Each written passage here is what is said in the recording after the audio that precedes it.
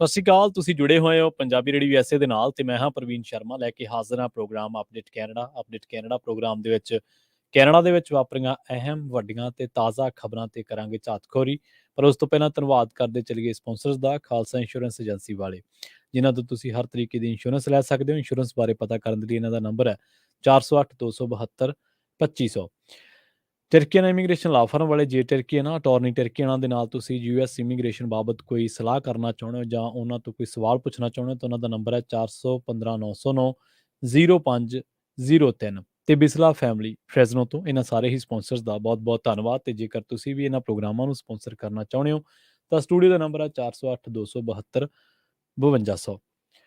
ਖਬਰਾਂ ਦੀ ਸ਼ੁਰੂਆਤ ਕਰਦੇ ਹਾਂ ਪੀਰੇ ਪੈਲੀਓਵ ਦੇ ਬਿਆਨ ਤੋਂ। ਉਹਨਾਂ ਦੇ ਜਿਹੜੇ ਉਹਨਾਂ ਨੇ ਸਰਕਾਰ ਤੇ ਲਿਬਰਲ ਸਰਕਾਰ ਤੇ ਜਸਟਿਨ ਟਰੂਡੋ ਤੇ ਜਿਹੜਾ ਨਿਸ਼ਾਨਾ ਸਾਧਿਆ। ਕੰਜ਼ਰਵੇਟਿਵ ਨੇਤਾ ਪੀਰੇ ਪੋਲੀਏਵ ਨੇ ਕਿਹਾ ਹੈ ਕਿ ਸਰਕਾਰ ਨੇ 8 ਸਾਲਾਂ ਦੇ ਵਿੱਚ ਦੇਸ਼ ਦੇ ਵਿੱਚ ਅਫੜਾ ਤਫੜੀ ਦਾ ਮਾਹੌਲ ਪੈਦਾ ਕਰ ਦਿੱਤਾ। ਉਹਨਾਂ ਨੇ ਕਿਹਾ ਹੈ ਕਿ ਦੇਸ਼ ਦੀ ਆਰਥਿਕਤਾ ਡੁੱਬਣ ਦੇ ਕਿਨਾਰੇ ਹੈ। ਦੇਸ਼ ਦੇ ਹਵਾਈ ਅੱਡਿਆਂ ਤੇ ਅਪਰਾਧ, ਮਹਿੰਗਾਈ ਦੀ ਚਿੰਤਾ ਤੇ ਲੋਕ ਇਸ ਵੇਲੇ ਮੁਸੀਬਤਾਂ ਦੇ ਵਿੱਚ ਫਸੇ ਹੋਏ ਨੇ ਤੇ ਪ੍ਰਧਾਨ ਮੰਤਰੀ ਜਸਟਿਨ ਟਰੂਡੋ ਤੇ ਉਹਨਾਂ ਨੇ ਜੰਮ ਕੇ ਆਪਣੀ ਭੜਾਸ ਕੱਢੀ ਹੈ। ਉਹਨਾਂ ਕਿਹਾ ਕਿ ਸਾਡੇ ਦੇਸ਼ ਦੇ ਵਿੱਚ ਹੋ ਕੀ ਰਿਹਾ, ਗੰਭੀਰਤਾ ਦੇ ਨਾਲ ਆਪਣਾ ਆਲਾ ਦੁਆਲਾ ਦੇਖੋ। ਪੋਲੀਐਵ ਨੇ ਕੰਜ਼ਰਵੇਟਿਵ ਕਾਕਸ ਦੇ ਵਿੱਚ ਦਿੱਤੇ ਗਏ ਭਾਸ਼ਣ ਦੇ ਵਿੱਚ ਕਿਹਾ ਕਿ ਤੁਸੀਂ ਸਾਨੂੰ ਦੱਸਦੇ ਰਹੇ ਕਿ ਹਮੇਸ਼ਾ ਬਿਹਤਰ ਹੁੰਦਾ ਰਹੇਗਾ ਜਾਂ ਤੁਹਾਡੇ ਦਾਅਵੇ ਉਸ ਤੋਂ ਹਕੀਕਤਾਂ ਬਿਲਕੁਲ ਉਲਟ ਨੇ ਤੇ ਦੇਸ਼ ਦੇ ਹਾਲਾਤ ਬਦਤਰ ਹੋ ਚੁੱਕੇ ਨੇ। ਟੋਰੀ ਸੰਸਦ ਮੈਂਬਰਾਂ ਅਤੇ ਸੈਨੇਟਰਾਂ ਨੂੰ ਦਿੱਤੇ ਗਏ ਭਾਸ਼ਣ ਦੇ ਵਿੱਚ ਪੀਰੇ ਪੋਲੀਐਵ ਨੇ ਕਿਹਾ ਕਿ ਇਹ ਜਿਹੜੀ ਜਦੋਂ ਕੰਜ਼ਰਵੇਟਿਵ ਸਰਕਾਰ ਸੱਤਾ ਦੇ ਵਿੱਚ ਆਊਗੀ ਤਾਂ ਅਸੀਂ ਇੱਕ ਵਾਰ ਫਿਰ ਤੋਂ ਕੈਨੇਡੀਅਨਾਂ ਨੂੰ ਇੱਕ ਬਿਹਤਰ ਜ਼ਿੰਦਗੀ ਪ੍ਰਦਾਨ ਕਰਨ ਦੀ ਕੋਸ਼ਿਸ਼ ਕਰਾਂਗੇ। ਆਰਥਿਕਤਾ ਨੂੰ ਕੰਢੇ ਤੋਂ ਵਾਪਸ ਲਿਆਵਾਂਗੇ ਤੇ ਨਾਲ ਹੀ ਨਵੇਂ ਰੁਜ਼ਗਾਰ ਕਿਵੇਂ ਇੰਪਲਾਇਮੈਂਟ ਜਨਰੇਟ ਹੋਵੇ ਇਹਦੀ ਬਾਬਤ ਵੀ ਅਸੀਂ ਸਿਰ ਤੋੜ ਯਤਨ ਕਰਾਂਗੇ। ਪਰ ਉਹਨਾਂ ਨੇ ਕਿਹਾ ਕਿ ਟਰੂਡੋ ਦੀ ਸਰਕਾਰ ਨੇ ਦੇਸ਼ ਦੇ ਵਿੱਚ ਸਭ ਕਾਸੇ ਦਾ, ਚਾਹੇ ਉਹ ਮੈਨੂਫੈਕਚਰਿੰਗ ਸੈਕਟਰ ਹੈ, ਚਾਹੇ ਉਹ ਰੁਜ਼ਗਾਰ ਹੈ, ਚਾਹੇ ਉਹ ਮਹਿੰਗਾਈ ਹੈ, ਤਾਂ ਇਹਨਾਂ ਚੀਜ਼ਾਂ ਦੇ ਨਾਲ ਸਰਕਾਰ ਜਿਹੜੀ ਹੈ, ਲਿਬਰਲ ਸਰਕਾਰ ਜਿਹੜੀ ਜਸਟਿਨ ਟਰੂਡੋ ਦੀ ਸਰਕਾਰ ਹੈ, ਉਹ ਸਿੱਝਣ ਦੇ ਵਿੱਚ ਅਸਫਲ ਰਹੀ ਹੈ। ਰੁੱਖ ਕਰਦੇ ਹਾਂ ਟੋਰਾਂਟੋ ਦੇ ਵਿੱਚ ਲਗਭਗ ਪੁਲਿਸ ਨੇ 3 ਮਿਲੀਅਨ ਦੀ ਨਗਦੀ ਤੇ ਸਮਾਨ ਜ਼ਬਤ ਕੀਤਾ ਤੇ ਇਸ ਮਾਮਲੇ ਦੇ ਵਿੱਚ ਪੁਲਿਸ ਨੇ 4 ਜਣਿਆਂ ਨੂੰ ਗ੍ਰਿਫਤਾਰ ਕਰਨ ਦੀ ਗੱਲ ਕਹੀ ਹੈ। ਵੱਡੇ ਪੈਮਾਨੇ ਤੇ ਡਰੱਗ ਆਯਾਤ ਨੈਟਵਰਕ ਦਾ ਪਰਦਾਫਾਸ਼ ਕਰਨ ਦਾ ਦਾਅਵਾ ਕੀਤਾ RCMP ਵੱਲੋਂ ਤੇ ਦੋਸ਼ ਲਾਇਆ ਗਿਆ ਟੋਰਾਂਟੋ ਦੇ 4 ਰਹਿਣ ਵਾਲਿਆਂ ਤੇ ਕਿ ਇਹਨਾਂ ਨੇ 300 ਮਿਲੀਅਨ ਦੀ ਨਗਦੀ ਕੋਲੇ ਰੱਖੀ ਸੀ ਤੇ ਹੋਰ ਕਾਫੀ ਸਾਰਾ ਸਮਾਨ ਜਿਹੜਾ ਜ਼ਬਤ ਕੀਤਾ। ਇੱਕ ਨਿਊਜ਼ ਰਿਲੀਜ਼ ਦੇ ਵਿੱਚ ਪੁਲਿਸ ਨੇ ਇਹ ਦਾਅਵਾ ਕੀਤਾ ਕਿ ਉਹਨਾਂ ਨੂੰ ਗ੍ਰੇਟਰ ਟੋਰਾਂਟੋ ਇਲਾਕੇ ਦੇ ਵਿੱਚ ਖੋਜ ਵਾਰੰਟ ਮਿਲੇ ਸਨ 4 ਜਣਿਆਂ ਬਾਰੇ। ਇਹ ਗੈਰ ਕਾਨੂੰਨੀ ਧੰਦੇ ਚੱਲਣ ਦੇ ਬਾਰੇ ਗੱਲਬਾਤ ਦਾ ਪਤਾ ਲੱਗਿਆ ਸੀ ਤੇ ਇਸ ਨੂੰ ਐਕਸਪੋਜ਼ ਕਰਨ ਦੇ ਲਈ ਉਹਨਾਂ ਨੇ ਕਿਹਾ ਕਿ ਸਾਨੂੰ 4 ਖੋਜ ਵਾਰੰਟ ਹਾਸਲ ਕੀਤੇ ਸੀਗੇ ਤੇ ਪੁਲਿਸ ਦਾ ਦੋਸ਼ ਇਹ ਹੈ ਕਿ ਕੋਕੀਨ ਕੈਨੇਡਾ ਦੇ ਵਿੱਚ ਆਯਾਤ ਕੀਤੀ ਜਾ ਰਹੀ ਸੀ ਤੇ ਇਹ ਨੈਟਵਰਕ ਉਹਦੀ ਤਸਕਰੀ ਕਰਦਾ ਸੀ। ਇੰਨਾ ਹੀ ਨਹੀਂ, ਇਹਨਾਂ ਨੇ $8 ਲੱਖ ਤੋਂ ਵੱਧ ਕੈਨੇਡੀਅਨ ਨਗਦੀ, ਈਥਰ ਕ੍ਰਿਪਟੋ ਕਰੰਸੀ ਦੀਆਂ 88 ਯੂਨਿਟਾਂ, ਇੱਕ ਮਰਸਡੀ ਬੈਂਜ਼ ਜੀ ਵੈਗਨ ਅਤੇ ਗਹਿਣੇ ਤੇ ਘੜੀਆਂ ਤੇ ਹੋਰ ਲਗਜ਼ਰੀ ਵਸਤੂਆਂ ਵੀ ਜਿਹੜੀਆਂ ਨੇ ਉਹ ਬਰਾਮਦ ਕੀਤੀਆਂ ਨੇ। ਗਹਿਣੇ ਵੀ ਬਰਾਮਦ ਕੀਤੇ ਨੇ ਜਿਨ੍ਹਾਂ ਦੀ ਕੀਮਤ 2 ਮਿਲੀਅਨ ਤੋਂ ਵੱਧ ਦੱਸੀ ਗਈ ਹੈ ਤੇ ਜਿਹੜੀਆਂ ਈਥਰ ਕ੍ਰਿਪਟੋ ਕਰੰਸੀ ਦੀਆਂ 88 ਯੂਨਿਟ ਹੈ ਉਹਨਾਂ ਦੀ ਕੀਮਤ $1,85,000 ਦੱਸੀ ਗਈ ਹੈ। ਸੋ ਇਹਨਾਂ ਸਾਰੀਆਂ ਦੀ ਜੇ ਆਪਾਂ ਜੋੜ ਲਾਉਣੇ ਆ ਤਾਂ ਕੁੱਲ 3 ਮਿਲੀਅਨ ਦੀ ਨਗਦੀ ਤੇ ਸਮਾਨ ਜਿਹੜਾ ਉਹ ਜ਼ਬਤ ਕੀਤਾ ਗਿਆ। ਪੁਲਿਸ ਨੇ ਇਸ ਮਾਮਲੇ ਦੇ ਵਿੱਚ 4 ਜਣਿਆਂ ਨੂੰ ਗ੍ਰਿਫਤਾਰ ਕਰਨ ਦਾ ਦਾਅਵਾ ਕੀਤਾ।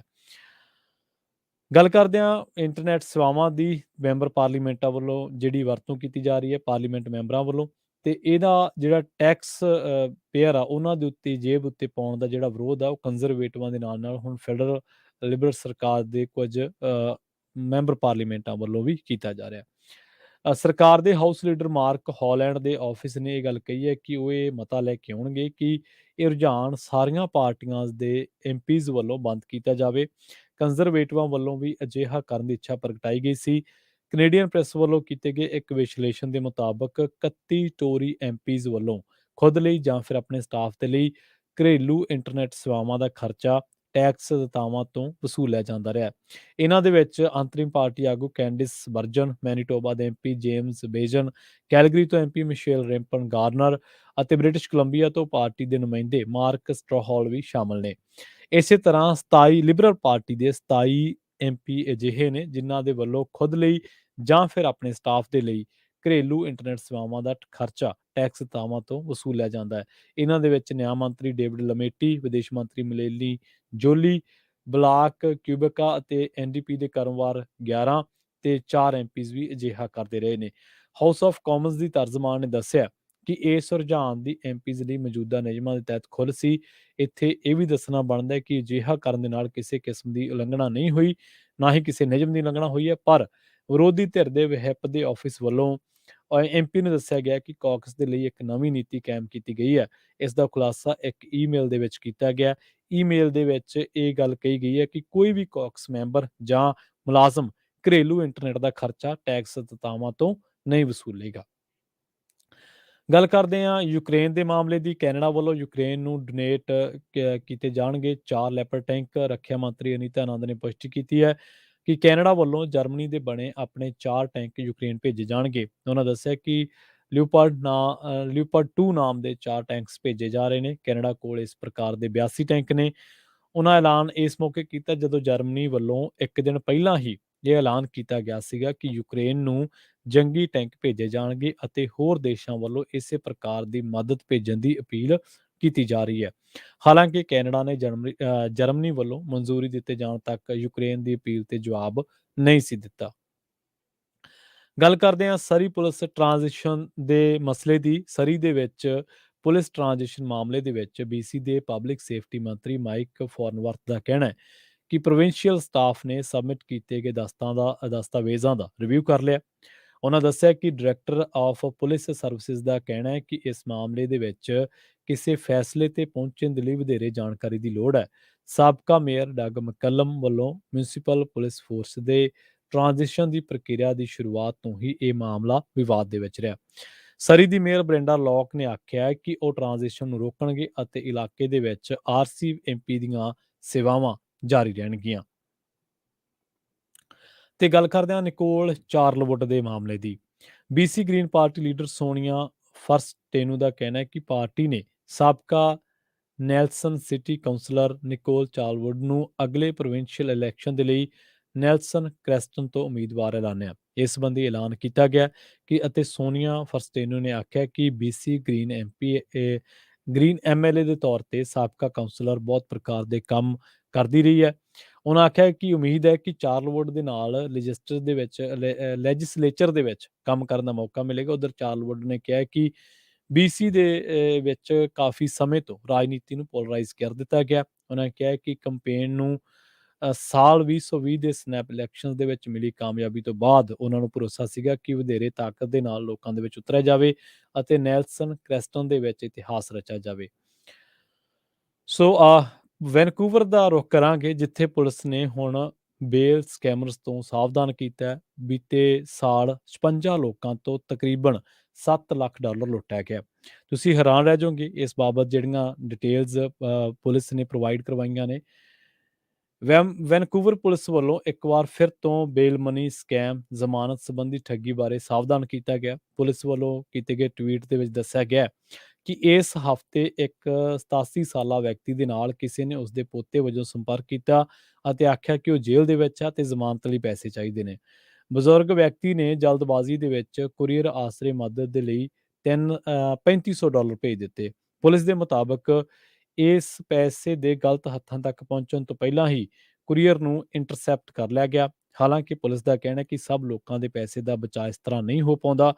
ਪੁਲਿਸ ਦੇ ਮੁਤਾਬਕ ਬੀਤੇ ਸਾਲ ਇਕੱਲੇ ਵੈਨਕੂਵਰ ਦੀ ਜੇਕਰ ਗੱਲ ਕਰੀਏ ਤਾਂ ਇਲਾਕੇ ਦੇ ਵਿੱਚ ਘੱਟੋ ਘੱਟ 55 ਲੋਕਾਂ ਨਾਲ ਅਜਿਹੀਆਂ ਠੱਗੀਆਂ ਵੱਜੀਆਂ ਨੇ ਅਤੇ ਇਹਨਾਂ ਠੱਗੀਆਂ ਦੇ ਵਿੱਚ ਇਹਨਾਂ ਲੋਕਾਂ ਨੂੰ $7 ਲੱਖ ਤੋਂ ਵੱਧ ਦਾ ਨੁਕਸਾਨ ਝੱਲਣਾ ਪਿਆ। ਪੁਲਿਸ ਮੁਤਾਬਕ ਜੇਕਰ ਕੋਈ ਵਿਅਕਤੀ ਜਾਂ ਪੁਲਿਸ ਅਫਸਰ ਇਹ ਕਹਿ ਕੇ ਸੰਪਰਕ ਕਰਦਾ ਹੈ ਕਿ ਜ਼ਮਾਨਤ ਲਈ ਪੈਸਾ ਚਾਹੀਦਾ ਹੈ ਤਾਂ ਠੱਗੀ ਵੱਜ ਸਕਦੀ ਹੈ। ਇਹ ਗੱਲ ਬਿਲਕੁਲ ਪੱਕੀ ਹੈ। ਪੁਲਿਸ ਦਾ ਕਹਿਣਾ ਹੈ ਕਿ ਅਜਿਹੀ ਕਿਸੇ ਵੀ ਕੀਤੀ ਪਹੁੰਚ ਤੇ ਤੁਰੰਤ ਪੁਲਿਸ ਦੇ ਨਾਲ ਤੁਸੀਂ ਸੰਪਰਕ ਕਰਨਾ ਹੈ। ਆਪਾਂ ਪੰਜਾਬ ਦੇ ਹਵਾਲੇ ਦੇ ਨਾਲ ਵੀ ਇਹ ਖਬਰਾਂ ਸਾਂਝੀਆਂ ਕਰਦੇ ਰਹੇ ਹਾਂ ਤੁਹਾਡੇ ਨਾਲ ਕਿ ਕੈਨੇਡਾ ਤੋਂ ਜਾਲੀ ਰਿਸ਼ਤੇਦਾਰ ਬਣ ਕੇ ਤਰ੍ਹਾਂ ਤਰ੍ਹਾਂ ਦੀਆਂ ਆਵਾਜ਼ਾਂ ਕੱਢ ਕੇ ਤੁਹਾਡੇ ਭੇਤ ਲੈ ਕੇ ਕਾਲਿੰਗ ਹੁੰਦੀ ਆ। ਵੱਖ-ਵੱਖ ਜਿਹੜੇ ਰਿਸ਼ਤੇਦਾਰਾਂ ਦਾ ਹਵਾਲਾ ਦਿੱਤਾ ਜਾਂਦਾ ਹੈ ਜਾਂ ਵੱਖ-ਵੱਖ ਤਰ੍ਹਾਂ ਦੀਆਂ ਰਿਸ਼ਤੇਦਾਰੀਆਂ ਦਾ ਹਵਾਲਾ ਦੇ ਕੇ ਜਿਹੜੀ ਕਾਲਿੰਗ ਆਉਂਦੀ ਹੈ, ਤਾਂ ਵੈਨਕੂਵਰ ਦੇ ਵਿੱਚ ਇਸ ਤਰ੍ਹਾਂ ਦੇ 55 ਲੋਕਾਂ ਦੇ ਨਾਲ ਠੱਗੀ ਵੱਜੀ ਹੈ ਤੇ ਠੱਗੀ ਦੀ ਰਕਮ ਜਿਹੜੀ ਆ ਉਹ $7 ਲੱਖ ਹੈ। ਤੁਸੀਂ ਪੰਜਾਬ ਤੋਂ ਵੀ ਖਬਰਾਂ ਸੁਣੀਆਂ ਹੋਣੀਆਂ ਜਿਨ੍ਹਾਂ ਦੇ ਵਿੱਚ ਆਪਾਂ ਇਹ ਗੱਲ ਵੇਖਣ ਨੂੰ ਮਿਲੀ ਹੈ ਕਿ ਕੋਈ ਵੀ ਬੰਦਾ ਕੈਨੇਡਾ ਤੋਂ ਰਿਸ਼ਤੇਦਾਰ ਜਾਂ ਕੋਈ ਆਸਟ੍ਰੇਲੀਆ ਤੋਂ ਰਿਸ਼ਤੇਦਾਰ ਬਣ ਕੇ ਕਾਲ ਕਰਦਾ ਤੇ ਉਹ ਕਹਿੰਦਾ ਕਿ ਘਰੇ ਗੱਲ ਨਾ ਕਰਿਓ, ਮੈਨੂੰ ਪੈਸਿਆਂ ਦੀ ਸਖਤ ਜ਼ਰੂਰਤ ਹੈ। ਤਾਂ ਉਹ ਇਹਨਾਂ ਹਵਾਲਿਆਂ ਦੇ ਨਾਲ ਪੈਸੇ ਦੀ ਮੰਗ ਕਰਦਾ, ਉਹਦੇ ਕੋਲ ਤੁਹਾਡੇ ਰਿਸ਼ਤੇਦਾਰਾਂ ਬਾਰੇ ਡਾਟਾ ਜਾਂ ਤੁਹਾਡੇ ਬਾਰੇ ਡਾਟਾ ਪਹਿਲਾਂ ਤੋਂ ਹੀ ਹੁੰਦਾ ਹੈ। ਤਾਂ ਹੁਣ ਵੈਨਕੂਵਰ ਦੇ ਵਿੱਚ ਇਸ ਤਰ੍ਹਾਂ ਦੇ ਗਰੋਹ ਕਾਫੀ ਸਰਗਰਮ ਨੇ ਜਿਨ੍ਹਾਂ ਨੇ 56-57 ਲੋਕਾਂ ਤੋਂ ਹੁਣ ਤੱਕ $7 ਲੱਖ ਜਿਹੜੇ ਆ ਉਹ ਹੜੱਪ ਲਏ ਨੇ। ਸੋ ਜਾਂਦਿਆਂ ਦੀ ਗੱਲ ਕਰੀਏ, ਓਨਟਾਰੀਓ ਪ੍ਰੋਵਿੰਸ਼ੀਅਲ ਪੁਲਿਸ ਵੱਲੋਂ ਸੜਕ ਹਾਦਸਿਆਂ ਬਾਰੇ ਜਿਹੜੀਆਂ ਰਿਪੋਰਟਾਂ ਮਿਲ ਰਹੀਆਂ ਨੇ ਉਹਨਾਂ ਦੇ ਬਾਰੇ ਬਰਫੀਲੇ ਤੂਫਾਨ ਤੋਂ ਬਾਅਦ ਸੜਕਾਂ ਉੱਤੇ ਤਿਲਕਣ ਵੱਧ ਗਈ ਹੈ ਤੇ GTA ਦੇ ਡਰਾਈਵਰਾਂ ਨੂੰ ਕਾਫੀ ਪਰੇਸ਼ਾਨੀ ਦਾ ਸਾਹਮਣਾ ਕਰਨਾ ਪਿਆ। 25 ਤੋਂ ਵੱਧ ਸੜਕ ਹਾਦਸੇ ਹੋਏ ਨੇ ਤੇ ਇਸ ਦੇ ਲਈ ਹੁਣ ਬਹੁਤੇ ਵੱਡੇ ਰੂਟਾਂ ਤੋਂ ਜਿਹੜਾ ਬਰਫ਼ ਹਟਾਉਣ ਦਾ ਕੰਮ ਆ ਉਹ ਤੇਜ਼ੀ ਦੇ ਨਾਲ ਕੀਤਾ ਜਾ ਰਿਹਾ ਅਤੇ ਰੀਜ਼ਨ ਦੇ ਲਈ ਬਰਫ਼ਬਾਰੀ ਸੰਬੰਧੀ ਚੇਤਾਵਨੀ ਖਤਮ ਕਰ ਦਿੱਤੀ ਗਈ ਹੈ। ਪਰ ਅਜੇ ਵੀ ਆਵਾਜਾਈ ਦੇ ਵਿੱਚ ਵਿਘਨ ਪੈ ਸਕਦਾ ਹੈ। ਮਿਸੀਸਾਗਾ ਦੇ ਵਿੱਚ ਹਾਈਵੇ 401 ਰੈਂਪ ਤੋਂ ਡਿਕਸੀ ਰੋਡ ਤੱਕ 6 ਗੱਡੀਆਂ ਆਪਸ ਦੇ ਵਿੱਚ ਟਕਰਾ ਗਈਆਂ। ਇਹਨਾਂ ਗੱਡੀਆਂ ਨੂੰ ਹਟਾਉਣ ਦੇ ਲਈ ਲੇਨਸ ਨੂੰ ਬੰਦ ਕਰਨਾ ਪਿਆ ਤੇ ਕੁਝ ਲੋਕਾਂ ਨੂੰ ਇਹਨਾਂ ਹਾਦਸਿਆਂ ਦੇ ਵਿੱਚ ਮਾਮੂਲੀ ਸੱਟਾਂ ਵੀ ਲੱਗੀਆਂ ਨੇ। ਸੋ ਇਸ ਦੇ ਨਾਲ ਹੀ ਪ੍ਰੋਗਰਾਮ ਅਪਡੇਟ ਕੈਨੇਡਾ ਨੂੰ ਆਪਾਂ ਇੱਥੇ ਹੀ ਸਮਾਪਤ ਕਰਾਂਗੇ। ਜੁੜੇ ਰਹੋ ਪੰਜਾਬੀ ਰੇਡੀਓ USA ਦੇ ਨਾਲ ਤੇ ਆਖਿਰ ਦੇ ਵਿੱਚ ਇੱਕ ਵਾਰ ਫਿਰ ਤੋਂ ਤੁਹਾਨੂੰ ਸਭ ਨੂੰ ਪਿਆਰ ਸਤਿਕਾਰ ਸਹਿਤ ਸਤਿ ਸ਼੍ਰੀ ਅਕਾਲ।